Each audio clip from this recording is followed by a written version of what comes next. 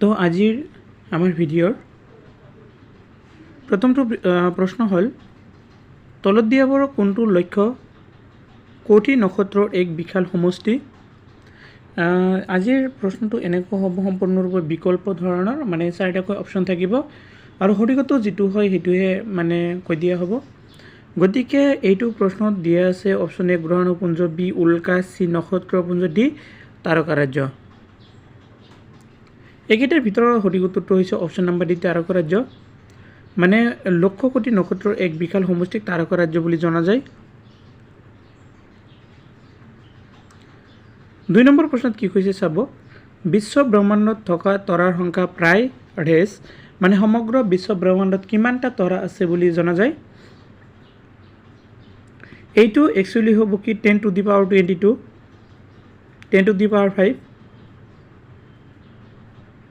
10 to the power 25, এইটো 11 to the power মানে 11 হয়, মানে পাৱাৰবিলাক হোৱা নাই। চ' ইয়াৰ সঠিক উত্তৰটো অপশ্যন নম্বৰ এটো হ'ব, মানে এনেকুৱা 10 to the power 22।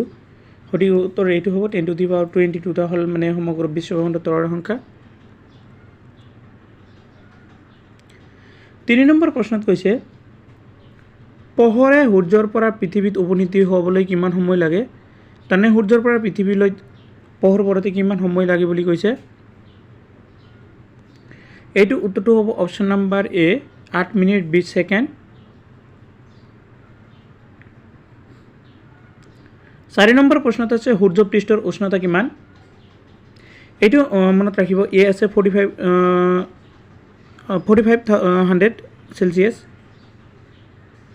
1500 Celsius, 1300 Celsius, এইটো 6000 সেলসিয়াস, এইটো মানে 3000 হয়। তো এইকেইটাৰ ভিতৰত ভালকৈ মনত ৰাখিব। প্ৰশ্নসমূহ সহজ যেন অনুভৱ হ'লেও এনেকুৱা ধৰণৰ প্ৰশ্ন সাধাৰণতে মানে DLED বা যিকোনো ধৰণৰ কম্পিটিটিভ এক্সামসমূহত সচৰাচৰ আহি থাকে। গতিকে এইটো প্ৰশ্নৰ সঠিক উত্তৰটো হ'ব অপশ্যন নম্বৰ ডি 6000 সেলসিয়াস, মানে 6000 ডিগ্ৰী সেলসিয়াস হ'ল সূৰ্যপৃষ্ঠৰ উষ্ণতা। 5 নম্বৰ প্ৰশ্ন সূৰ্যৰ শক্তিৰ উৎস কি। এ আছে নিউক্লিয় বিখণ্ডন, বি নিউক্লিয় সংযোজন, চি নিউক্লিয় সংযোজন আৰু বিখণ্ডন উভয়ে, ডি নিউক্লিয় সংযোজন আৰু বিখণ্ডন। এইকেইটাৰ ভিতৰত সঠিক উত্তৰটো হ'ব অপশ্যন নম্বৰ বি নিউক্লিয় সংযোজন। 6 নম্বৰ কুৱেশ্যন সূৰ্যৰ নিকটৱৰ্তী গ্ৰহটো কি। তো আপোনালোকে সকলো জানে একেবাৰে সূৰ্যৰ ওচৰত থকা গ্ৰহটোৰ নাম কি। আমি ক্ৰমান্বয়ে সাজিব গ'লে এইটো হয় যেনেকুৱা সূৰ্যৰ পিছতে হয় বুধ, তাৰপিছত শুক্ৰ হয়, তাৰপিছত 3 নম্বৰতে আমি পৃথিৱীত আছোঁ। গতিকে সেই হিচাপে মানে প্ৰশ্নটোত কৈছে সূৰ্যৰ নিকটৱৰ্তী গ্ৰহ কোনটো হয়। এইটো অপশ্যন নম্বৰ এ বুধ। সূৰ্যৰ একেবাৰে ওচৰৰ গ্ৰহটো হ'ল বুধ গ্ৰহ। 7 নম্বৰ প্ৰশ্ন সূৰ্যৰ পৰা আটাইতকৈ দূৰত থকা গ্ৰহটো হ'ল, আমি ক্ৰমান্বয়ে সজালে একেবাৰে গ্ৰহৰ মানে দূৰৰ গ্ৰহটো পাম কি শনি সূৰ্যৰ পৰা। চ' ইয়াৰ সঠিক উত্তৰটো হ'ব অপশ্যন নম্বৰ এ শনি। 8 নম্বৰ প্ৰশ্ন সৌৰজগতৰ বৃহত্তম গ্ৰহটো কি। গতিকে আপোনালোকে সকলো জানে একদম সহজ প্ৰশ্ন হয় এইটো। সৌৰজগতৰ আটাইতকৈ বৃহত্তম মানে ডাঙৰ গ্ৰহটোৰ নাম কি, আপোনালোকে মোক কমেণ্ট বক্সত কমেণ্ট কৰি জনাই দিব, চাওঁ কোনে কিমান সঠিককৈ উত্তৰ দিব পাৰে। আৰু মোৰ অনুৰোধ, আপুনি যদি চেনেলটো নতুন হৈ থাকে প্লিজ ছাবস্ক্ৰাইব কৰিব, কাৰণ ছাবস্ক্ৰাইব কৰিলেহে মই ইয়াতকৈ ভাল ভাল ভিডিঅ' দিবলৈ চেষ্টা কৰিব পাৰিম।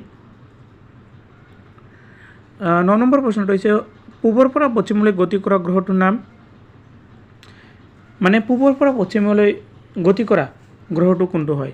এইটো অপশ্যন নম্বৰ এ ইউৰেনাছ। ইউৰেনাছ গ্ৰহটো পূবৰ পৰা পশ্চিমলৈ ঘূৰি থাকে। 10 নম্বৰ প্ৰশ্ন পুৱতি তৰা বা সন্ধ্যা তৰা বুলি কাক কোৱা হয়। মংগল, বৃহস্পতি, বুধ, শুক্ৰ। এইকেইটাৰ ভিতৰত সঠিক উত্তৰটো হ'ব অপশ্যন নম্বৰ ডি শুক্ৰ গ্ৰহক পুৱতি বা সন্ধ্যা তৰা বুলি কোৱা হয়। এইটো মনত ৰাখিব, মংগল গ্ৰহটো যিটো আছে অপশ্যন নম্বৰ এ এইটোক মানে ৰঙা গ্ৰহ বুলি জনা যায়। আৰু পৃথিৱীৰ যমজ মানে বৃহস্পতি নহয়, পৃথিৱীৰ যমজ বুলি ক'লে শুক্ৰ গ্ৰহ কোৱা হয়। শুক্ৰটো মানে পৃথিৱীৰ নিচিনা প্ৰায় একে দেখা যায়, নীলা, সেইকাৰণে শুক্ৰ গ্ৰহটো পৃথিৱীৰ যমজ বুলি কোৱা হয়। বা পুৱতি তৰা বা সন্ধ্যা তৰা বুলি জানো। আৰু মংগল গ্ৰহটো হৈছে ৰঙা গ্ৰহ। 11 নম্বৰ প্ৰশ্ন, তলত দিয়া কোনটো গ্ৰহৰ কোনো উপগ্ৰহ নাই? এইটো প্ৰশ্ন চাওক, আমি ইয়াত চাম নেপচুনৰ উপগ্ৰহ আছে, ইউৰেনাছৰ উপগ্ৰহ আছে, বৃহস্পতিৰ উপগ্ৰহ আছে। খালি মানে বুধ গ্ৰহ আৰু শনি গ্ৰহ এই দুটা গ্ৰহৰ মানে কি নাই, উপগ্ৰহ নাই। গতিকে এই প্ৰশ্নটোৰ সঠিক উত্তৰটো হ'ব অপশ্যন নম্বৰ ডি, বুধ গ্ৰহৰ কোনো উপগ্ৰহ নাই। 12 নম্বৰ প্ৰশ্ন, পৃথিৱীৰ চাৰিওফালে প্ৰদক্ষিণ কৰিবলৈ চন্দ্ৰক সময় লাগে ডেছ, মানে কিমান সময় লাগে সমগ্ৰ পৃথিৱী ভ্ৰমণ কৰোঁতে চন্দ্ৰৰ কিমান সময় লাগে? আমি এটা কথা খেয়াল ৰাখি, এইটো চন্দ্ৰ মানে চন্দ্ৰ নহয়, সূৰ্যৰ চাৰিওফালে কি ঘূৰে, পৃথিৱী ঘূৰে। আৰু এইটো আমি পাম এতিয়া, যিটো পৃথিৱী আছে, পৃথিৱীৰ যিটো উপগ্ৰহ হ'ল চন্দ্ৰ, আৰু এই চন্দ্ৰটো সমগ্ৰ পৃথিৱী মানে পৰিভ্ৰমণ কৰোঁতে কিমান সময় লয়? এইটো উত্তৰটো হ'ব অপশ্যন নম্বৰ ডি, 27.3 দিন, মানে 27 দিন 3 ঘণ্টা সময় লাগে চন্দ্ৰ পৃথিৱীক পৰিভ্ৰমণ কৰোঁতে। এবাৰ 13 নম্বৰ প্ৰশ্নটো চাওক, সৌৰজগতৰ বৃহত্তম গ্ৰহটো কি? এইটো সম্ভৱতঃ বৃহত্তম গ্ৰহ নাই। আমিতো পালোঁ যে বৃহত্তম গ্ৰহটো হ'ল মানে আটাইতকৈ বৃহস্পতি, আৰু এইটো বৃহত্তম গ্ৰহ নাই, এইটো হ'ব সম্ভৱতঃ উপগ্ৰহ। সৌৰজগতৰ আটাইতকৈ বৃহত্তম উপগ্ৰহটোৰ নাম কি? এইটো হ'ব option number C, Ganymede. 14 number প্ৰশ্ন, হেলিৰ ধুমকেতু শেহতীয়াকৈ কেতিয়া দেখা গৈছিল? এইটো মনত ৰাখিব, প্ৰায় 70 বছৰ পিছে মানে হেলিৰ ধুমকেতুটো সমগ্ৰ বিশ্বব্ৰহ্মাণ্ডত দেখা যায়। গতিকে এইটোৰ উত্তৰটো হ'ব 1976 চনত, 76 চনত বা 75 চন ক'লেও হয়। 1976 চনত হেলিৰ ধুমকেতুটো দেখা পোৱা গৈছিল। 15 নম্বৰ প্ৰশ্ন, পৃথিৱীৰ আটাইতকৈ নিকটৱৰ্তী গ্ৰহটো কি? আমি আগতে পালোঁ, মানে একাধিক ক্ৰমে সজালে বুধ, শুক্ৰ, তাৰপিছত পৃথিৱী হয়, তাৰপিছত মংগল হয়। গতিকে সেই হিচাপে চাওক কোনটো কোনটো গ্ৰহ আছে। মংগল, বৃহস্পতি, শুক্ৰ, বুধ। তো আটাইতকৈ মানে হিচাপ কৰি চালে মংগল আৰু বৃহস্পতি শুক্ৰৰ মাজে আছে আমাৰ পৃথিৱীটো। গতিকে মংগল আৰু পৃথিৱীৰ মাজে থাকিলেও শুক্ৰ গ্ৰহৰ একেবাৰে ওচৰতহে আছে পৃথিৱী। গতিকে ইয়াৰ সঠিক উত্তৰটো হ'ব অপশ্যন নম্বৰ চি, শুক্ৰ। পৃথিৱীৰ নিকটৱৰ্তী গ্ৰহটো হ'ল শুক্ৰ। 16 নম্বৰ প্ৰশ্ন, নক্ষত্ৰৰ সমষ্টিৰ সজ্জাটোক কি বুলি কোৱা হয়? উল্কা, গ্ৰহাণু, নক্ষত্ৰপুঞ্জ, ধূমকেতু। এইকেইটাৰ সঠিক উত্তৰটো অপশ্যন নম্বৰ চি, নক্ষত্ৰৰ সমষ্টিটো সজ্জাত যিটো আছে সেইটোক নক্ষত্ৰপুঞ্জ বুলি জনা যায়। 17 নম্বৰ প্ৰশ্ন, তলৰ কোনটো ভূগ্ৰহ নহয়? ভূ মানে আপোনালোকে সকলোৱে জানে, ভূ মানে হ'ল মাটি। তাৰমানে ভূগ্ৰহ নহয়, কোনটো গ্ৰহত মাটিৰ মানে সন্ধান এতিয়ালৈকে পোৱা নাই বিজ্ঞানীসকলে? তো এইকেইটাৰ ভিতৰত আমি শুক্ৰ প্ৰায় মানে পৃথিৱীৰ নিচিনা, যিহেতু পানী বেছিভাগ পানী। গতিকে মংগল গ্ৰহতো মানে বিজ্ঞানীসকলে মানে মাটি থকা বুলি কৈছে, প্ৰমাণ পাইছে। বৃহস্পতিত পোৱা নাই, বুধত পাইছে বুলি জনা যায়। গতিকে এইকেইটাৰ ভিতৰত সঠিক উত্তৰটো অপশ্যন নম্বৰ চি, বৃহস্পতি মানে কোনো ভূগ্ৰহ নহয়। 18 নম্বৰ প্ৰশ্ন, উজ্জ্বলতম নক্ষত্ৰটো হ'ল ডেছ, মানে ইয়াত 4টা অপশ্যন আছে চাব, চিৰিয়াছ, আলফা চেণ্টাউৰি, সূৰ্য ধ্ৰুৱ নক্ষত্ৰ। এইকেইটাৰ ভিতৰত মানে আটাইতকৈ উজ্জ্বলতম হ'ল অপশ্যন নম্বৰ এ, চিৰিয়াছ। 19 নম্বৰ প্ৰশ্ন, গ্ৰহৰ গতি সূত্ৰবোৰ উত্থাপন কৰিছিল ডেছ, মানে কোনে গ্ৰহবোৰ যে গতি কৰে ইয়াৰ মানে এই নীতিটো উত্থাপন কৰিছিল কোনে? এইটোৰ উত্তৰটো হ'ব অপশ্যন নম্বৰ এ, কেপলাৰ। কেপলাৰে গ্ৰহবোৰ যে গতি কৰে এইটো মানে নীতি উত্থাপন কৰিছিল। তো বন্ধুসকল, ভিডিঅ'টো কেনে লাগি আছে অৱশ্যে কমেণ্ট কৰি জনাব। আকৌ এবাৰ কৈছোঁ, প্লিজ চেনেলটো ছাবস্ক্ৰাইব কৰি ৰাখিব। ছাবস্ক্ৰাইব কৰোঁতে কোনো ধৰণৰ পইচা নালাগে। আপোনালোকে যদি ছাবস্ক্ৰাইব কৰে আৰু মোক আগুৱাই যাবলৈ মানে সক্ষম কৰি দিয়ে, তেনেহ'লে মই ইয়াতকৈ মানে ভাল ভিডিঅ' দিব পাৰিম। 20 নম্বৰ প্ৰশ্ন, নেবুলাৰ প্ৰকল্প নামৰ আমাৰ সৌৰজগতৰ উৎপত্তি ব্যাখ্যা কৰিবলৈ আগবঢ়োৱা তথ্যটো কোনে উত্থাপন কৰিছিল? লেপ্লেছ, কেপলাৰ, হাবল, চেম্বাৰলেন। তো ইয়াৰ সঠিক উত্তৰটো হ'ব অপশ্যন নম্বৰ এ, লেপ্লেছ। 21 নম্বৰ প্ৰশ্ন, বেছিভাগ ধূমকেতু কিহেৰে গঠিত? মিথেন, শীতল পানী, কাৰ্বন ডাই অক্সাইড। এটা কথা মনত ৰাখিব, এটা ধূমকেতু গঠন হ'বলৈ এই তিনিটা বস্তু লাগে, গতিকে সঠিক উত্তৰটো হ'ব অপশ্যন নম্বৰ ডি, আটাইকেইটাই শুদ্ধ। 22 নম্বৰ প্ৰশ্ন, কোনজন বিজ্ঞানীয়ে জ্যোতিৰ্বিজ্ঞান সম্বন্ধীয় পৰ্যবেক্ষণ প্ৰথমে দূৰবীক্ষণ যন্ত্ৰ ব্যৱহাৰ কৰিছিল? মানে জ্যোতিৰ্বিজ্ঞান ক্ষেত্ৰত কোনগৰাকী বিজ্ঞানীয়ে প্ৰথমতে দূৰবীক্ষণ যন্ত্ৰটো ব্যৱহাৰ কৰিছিল? একেটাৰ ভিতৰত সঠিক উত্তৰটো হ'ব অপশ্যন নম্বৰ চি, গেলিলিঅ'। এইটো মনত ৰাখিব, গেলিলিঅ'য়ে প্ৰথমতে দূৰবীক্ষণ যন্ত্ৰ ব্যৱহাৰ কৰিছিল। 23 নম্বৰ প্ৰশ্ন, ইউৰেনাছ গ্ৰহটো কোনে আৱিষ্কাৰ কৰিছিল? হেলি, গেলিলিঅ', হাৰ্টস্কেল, হাইজেন্স। ইয়াৰ উত্তৰটো হ'ব অপশ্যন নম্বৰ চি, হাৰ্টস্কেল নামৰ বিজ্ঞানীজনে মানে ইউৰেনাছ গ্ৰহটো আৱিষ্কাৰ কৰিছিল। 14 নম্বৰ প্ৰশ্ন, নেপচুন গ্ৰহটো কোনে আৱিষ্কাৰ কৰিছিল? হেলি, গেলিলিঅ', হাৰ্টস্কেল, হাইজেন্স। তো এইকেইটাৰ ভিতৰত সঠিক উত্তৰটো হ'ব অপশ্যন নম্বৰ বি, গেলিলিঅ'য়ে নেপচুন গ্ৰহটো আৱিষ্কাৰ কৰিছিল। 25 নম্বৰ প্ৰশ্ন, উল্কাক সাধাৰণতে কি বুলি কোৱা হয়? সঠিক উত্তৰটো হ'ব option number B, shooting star.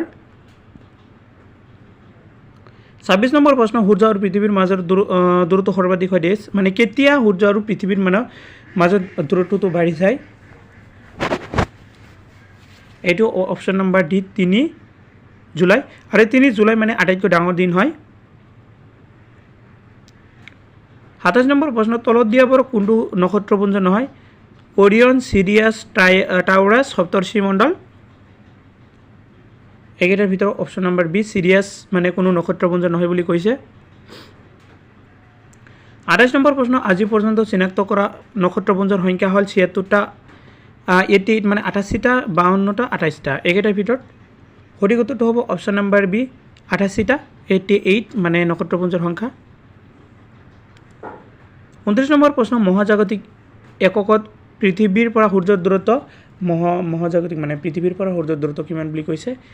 Option number C, 1 AU। এটি চাব, AU মানে কি কয়? এষ্ট্ৰনমিকেল ইউনিটছ বুলিয়ে কয়। 30 নম্বৰ প্ৰশ্ন, তলৰ কোনটো গ্ৰহৰ চাৰিওফালে আঙুঠি থাকে? এইটো কথা ভালকৈ খেয়াল ৰাখিব, আমাৰ যিটো মানে সৌৰজগতত মানে সমগ্ৰ বিশ্ব ব্ৰহ্মাণ্ডত যে 8টা গ্ৰহ আছে, এইকেইটাৰ ভিতৰত কোনকেইটা গ্ৰহত মানে আঙুঠিৰ নিচিনা থাকে? শনি গ্ৰহত আছে, ইউৰেনাছতো আছে, বৃহস্পতিতো আছে। গতিকে এই তিনিটাৰ ভিতৰত মানে চাবলৈ গ'লে আটাইকেইটা শুদ্ধ হয়, গতিকে সঠিক উত্তৰটো হ'ব অপশ্যন নম্বৰ ডি, আটাইকেইটাই শুদ্ধ। 31 নম্বৰ প্ৰশ্ন, আটাইতকৈ বেগী গ্ৰহ হৈছে ডেছ। মানে যিকেইটা গ্ৰহ আছে সেইকেইটাৰ ভিতৰত আটাইতকৈ বেগী কোনটো গ্ৰহ? এইটো হ'ব অপশ্যন নম্বৰ চি, বুধ গ্ৰহ। বুধ হ'ল আটাইতকৈ মানে বেছি বেগী গ্ৰহ। 32 নম্বৰ প্ৰশ্ন, সৌৰজগতৰ আটাইতকৈ উত্তপ্ত গ্ৰহটো হৈছে মানে কোনটো গ্ৰহ আটাইতকৈ গৰম বেছি? এইটো হ'ব অপশ্যন নম্বৰ এ, শুক্ৰ মানে ভেনাছ। 33 নম্বৰ প্ৰশ্নটো কৈছে, প্লুটো গ্ৰহটো আৱিষ্কৃত হৈছে ডেছ। মানে কেতিয়া প্লুটো গ্ৰহটো আৱিষ্কাৰ হৈছিল? এইটো অপশ্যন নম্বৰ এ, 1930 চনত প্লুটো গ্ৰহটো আৱিষ্কাৰ হৈছিল। প্লুটো এটা গ্ৰহ হিচাপে ধৰা হৈছিল, কিন্তু বৰ্তমান ইয়াক মানে প্লুটো মানে গ্ৰহৰ লিষ্টৰ পৰা বাতিল কৰা হৈছে, কিয়নো প্লুটো গ্ৰহটোক মানে বৰ্তমান বাওনা গ্ৰহ বুলিয়ে কয়। ই মানে নিজৰ কক্ষপথ এৰি আন এটা কক্ষপথ গুচি যায় কাৰণে ইয়াক মানে বাওনা গ্ৰহ বুলি কৈছে, বাইনা বুলিও কয়। 34 নম্বৰ প্ৰশ্ন, নেপচুন গ্ৰহটো আৱিষ্কাৰ কৰিছিল ডেছ। মানে কোনে নেপচুন গ্ৰহটো আৱিষ্কাৰ কৰিছিল? এইটো খেলি মেলি লগা যেন অনুভৱ হয়। প্ৰথমতে এটা প্ৰশ্ন পাইছিলোঁ, মানে নেপচুন গ্ৰহটো গেলিলিঅ' আৱিষ্কাৰ কৰা বুলিয়ে কৈছিল। আকৌ ইয়াতে চাব মানে গেলিলিঅ'ৰ নাম নাই, আৰ্যভট্ট দিছে Clyde Tombaugh, Christiaan Huygens, Joseph চেভাৰিয়াৰ। তো ইয়াৰ সঠিক উত্তৰটো এই হিচাপত দিছে জোচেফ চেভাৰিয়াৰ, option number D, Joseph চেভাৰিয়াৰ।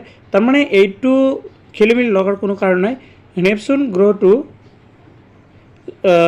Galileo' আৰু জোচেফ চেবাৰিয়াৰ নামৰ বিজ্ঞানী দুজনীয়ে মানে একেলগে হৈ মানে আৱিষ্কাৰ কৰিছিল। সেইকাৰণে প্ৰশ্ন মানে পৃথক পৃথকভাৱে দিয়া হৈছিলে। মানে পৰীক্ষাত যদি আহে এনেকুৱা ধৰণৰ প্ৰশ্ন, দুইজনৰ নামটো কেতিয়া একেলগে দিব নোৱাৰে, গতিকে দুইজনৰ যিকোনো এজনৰ নাম দিলে মানে সঠিক হৈ যাব। 35 নম্বৰ প্ৰশ্ন, আটাইতকৈ বিখ্যাত ধূমকেতুটো কি? এ আছে হেলবব, বি চুমেকাৰ লেভি 9, হেলিৰ ধূমকেতু, ডি কোনোটো নহয়। তো এইকেইটাৰ ভিতৰত সঠিক উত্তৰটো হ'ব অপশ্যন নাম্বাৰ চি, যিটো আছে হেলিৰ ধূমকেতু হ'ল আটাইতকৈ মানে বিখ্যাত ধূমকেতু। 36 নম্বৰ প্ৰশ্ন, ছুপাৰন'ভা কি? উত্তৰটো হৈছে অপশ্যন নাম্বাৰ চি, এটা পপীয়া তৰা। পপীয়া তৰাক ছুপাৰন'ভা বুলি কোৱা হৈছে। 37 নম্বৰ প্ৰশ্ন, পৃথিৱীয়ে সূৰ্যৰ চাৰিওফালে প্ৰদক্ষিণ কৰোঁতে দ্ৰুতি প্ৰতি মিনিটত কিমান হয়? এইটো অপশ্যন নাম্বাৰ চি, 1500 কিলোমিটাৰ। এইটো আচল প্ৰশ্ন, এবাৰ মানে খুবেই গুৰুত্বপূৰ্ণ হয়। তৃতীয় চতুৰ্থ বৰ্গ পৰীক্ষাৰ্থীসকলৰ লগতে মানে DLED এণ্ট্ৰেন্স পৰীক্ষাৰ্থীসকলৰ বাবে গুৰুত্বপূৰ্ণ। খালি DLED এণ্ট্ৰেন্স বুলি কোৱা হয় নাই, যদি ভৱিষ্যতে অসম টেট হয়, অসম টেটৰ মানে এইবোৰ প্ৰশ্ন আহিব পাৰে। তো ইয়াৰ সঠিক উত্তৰটো হৈছে অপশ্যন নাম্বাৰ বি, 2 × 10⁻30। এইটো মানে এনেকুৱা হ'ব 2 × 10⁻30। অপশ্যন নাম্বাৰ চি, এইটোৱে হ'ব সঠিক উত্তৰ। 39 নম্বৰ প্ৰশ্ন, পৃথিৱীৰ চাৰিওফালে দূৰত্ব জোখা প্ৰথমজন ব্যক্তি হ'ল ডেছ? পৃথিৱীৰ চাৰিওফালে প্ৰথমতে কোনে দূৰত্ব জুখিছিল? এইটো অপশ্যন নাম্বাৰ এ, ইৰাট'ষ্টেনিছে। 40 নম্বৰ প্ৰশ্ন, শনি গ্ৰহৰ আঙুঠিবোৰ আৱিষ্কাৰ কৰিছিল ডেছ? মানে শনি গ্ৰহৰ যে চাৰিওফালে আঙুঠিৰ নিচিনা আছে, সেই আঙুঠিবোৰ কোনে আৱিষ্কাৰ কৰিছিল? অপশ্যন নাম্বাৰ চি, গেলিলিঅ'য়ে। 41 নম্বৰ প্ৰশ্ন, সূৰ্যৰ পৃষ্ঠত দাগ দেখা প্ৰথমজন বিজ্ঞানী হ'ল ডেছ? মানে সূৰ্য যে আছে, সূৰ্যৰ পৃষ্ঠত মানে কোনে প্ৰথমতে দাগ দেখা পাইছিল? এইটো option number C, Galileo'. 42 number প্ৰশ্ন, পৃথিৱীৰ ভৰ কিমান? এইটো বোধহয় আমি পালোঁ নেকি প্ৰশ্ন আগতে? নহয়, আগতে প্ৰশ্ন এটা পাইছিলোঁ, সূৰ্যৰ ভৰ কিমান? সূৰ্যৰ ভৰটো আছিল মানে মনত ৰাখিব 2 × 10⁻30 আছিল। এইবাৰ পৃথিৱীৰ ভৰ কিমান হয় এইটো চাব। পৃথিৱীৰ ভৰ হৈছে 6 × 10⁻24। গতিকে এইটো সঠিক উত্তৰটো হ'ব অপশ্যন নাম্বাৰ বি, 6 × 10⁻24। এবাৰ 43 নম্বৰ কুৱেশ্যনে কৈছে, পৃথিৱীৰ পৰা সূৰ্যৰ গড় দূৰত্ব, পৃথিৱীৰ পৰা সূৰ্যলৈকে কিমান দূৰত্ব, এইটো উলিয়াব লাগে। এইটো হৈছে অপশ্যন নাম্বাৰ ডি, 150 × 10⁻6। এই 106 নহয়, এইটো হ'ব মানে কেনেকুৱা 150 × 10⁻6। গতিকে সেই হিচাপত সঠিক উত্তৰটো হৈছে option number D. 44 number question, সূৰ্যৰ চাৰিওফালে প্ৰদক্ষিণ কৰোঁতে কোনটো গ্ৰহক আটাইতকৈ কম সময় লাগে? এইটো মনত ৰাখিব, মানে সূৰ্যক চাৰিওফালে যে প্ৰদক্ষিণ কৰে গ্ৰহবোৰ, সেই গ্ৰহবোৰৰ ভিতৰত কোনটো গ্ৰহৰ আটাইতকৈ কম সময় লাগে? এইটো হ'ব সঠিক উত্তৰ অপশ্যন নাম্বাৰ ডি, বুধ গ্ৰহ। এবাৰ 45 নম্বৰ কুৱেশ্যন, এছিয়াৰ সৰ্ববৃহৎ দূৰবীক্ষণ যন্ত্ৰটো ক'ত দেখা পোৱা গৈছিল? অপশ্যন নাম্বাৰ এ, ইয়াৰকডত। 46 নম্বৰ কুৱেশ্যন, অনুৰাধা নামৰ ভাৰতীয় উপগ্ৰহটো মহাকাশত উপস্থাপন কৰিছিল ডেছ? মানে কোনে? এইটো হ'ব অপশ্যন নাম্বাৰ ডি, গেলিলিঅ'য়ে। 47 নম্বৰ কুৱেশ্যন, মহাকাশত খোজ দিয়া প্ৰথম আমেৰিকান হ'ল ডেছ? মানে কোনে প্ৰথমত আমেৰিকাৰ পৰা মহাকাশত খোজ পেলোৱাইছিল? এইটো হ'ব অপশ্যন নাম্বাৰ এ, আলম কাৰ্লেট শ্বেফাৰ্ড। 48 নম্বৰ কুৱেশ্যন, মহাকাশ বিজ্ঞানৰ ইতিহাসত তলৰ কোনটো তাৰিখৰ বিশেষ তাৎপৰ্য আছে? অপশ্যন নাম্বাৰ চি, 4 জানুৱাৰী 1957 চন। 49 নম্বৰ প্ৰশ্ন, প্ৰথম কৃত্ৰিম উপগ্ৰহটো হ'ল ডেছ? মানে প্ৰথম কৃত্ৰিম উপগ্ৰহটোৰ নাম কি আছিল? মানে সমগ্ৰ বিশ্বত যিটো প্ৰথম কৃত্ৰিম উপগ্ৰহ আছিল সেইটোৰ নাম কি আছিল? এইটো হ'ব অপশ্যন নাম্বাৰ চি, স্পুটনিক 1। তো আজিৰ একেবাৰে শেষৰ প্ৰশ্ন, সৰ্বপ্ৰথম কৃত্ৰিম উপগ্ৰহ উৎক্ষেপণ কৰিছিল, মানে ক'ত প্ৰথমতে কৃত্ৰিম উপগ্ৰহ উৎক্ষেপণ কৰা হৈছিল। তো ইয়াৰ সঠিক উত্তৰটো জনাৰ আগতে আপোনালোকলৈ আকৌ এবাৰ কৈছোঁ, যদি নতুন হৈ থাকে ভিডিঅ'ত প্লিজ চেনেলটো ছাবস্ক্ৰাইব কৰি ৰাখিব আৰু লাইক কৰিব, লগতে কমেণ্ট বক্সত জনাব কেনেকুৱা হৈছে ভিডিঅ'টো। তো আজিৰ ভিডিঅ' এইটো হ'ল অপশ্যন নম্বৰ চি, ছ'ভিয়েট ৰাছিয়াৰ পৰা সৰ্বপ্ৰথম বিশ্বত মানে কি কৰা হৈছিল, কৃত্ৰিম উপগ্ৰহ উৎক্ষেপণ কৰা হৈছিল বুলি কৈছে। তো আজিৰ ভিডিঅ' এইখিনিলৈকে, ভিডিঅ'টো সম্পূৰ্ণ কৰি চোৱাৰ বাবে আপোনালোক সকলোকে ধন্যবাদ জনাইছোঁ।